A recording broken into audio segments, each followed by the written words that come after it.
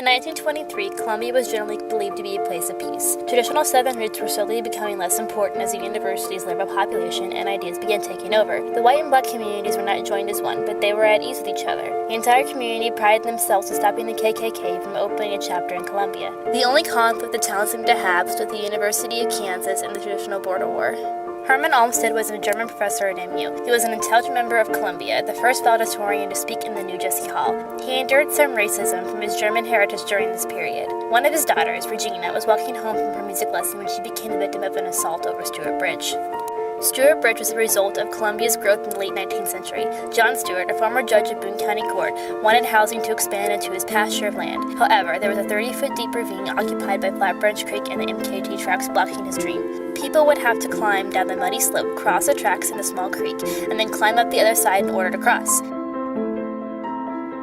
In 1906, Stewart built a steel and concrete bridge across the ravine and donated it to the city in order to make his housing dream a reality. Regina and the Olmsted family were one of many who lived in the Stewart's old pasture in the 20s. She crossed that bridge every day to get back home. April 20th, 1923 was just like any other day for Regina, except a black man was standing on the tracks below the bridge saying there was a child wandering over them and he needed help getting her. Regina climbed down the ravine to search a valley. There was no child in sight, and Regina realized the black man was stalking her. She tried to climb up the other hill towards her house, but the man grabbed her, punched her, took out a knife, and strangled her with his belt, all the while claiming revenge on the white man who stole his wife. He planned to do this by raping a white woman. Regina fought back, beating him around the face with her umbrella until it broke into pieces. Before anything could happen, a passing railroad crew scared him off. Regina described the man as 25 to 30 years of age, smelling of chemicals and sporting a Charlie Chaplin mustache. The Columbia Daily Tribune highly publicized the attack, condemning it as unspeakable and leading people to believe she was raped.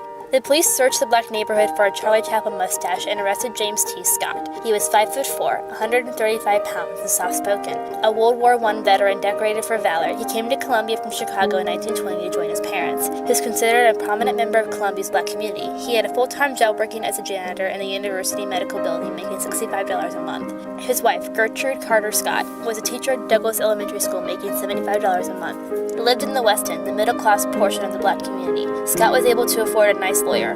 George Vaughn, a black lawyer from St. Louis, was added to the team defending Scott.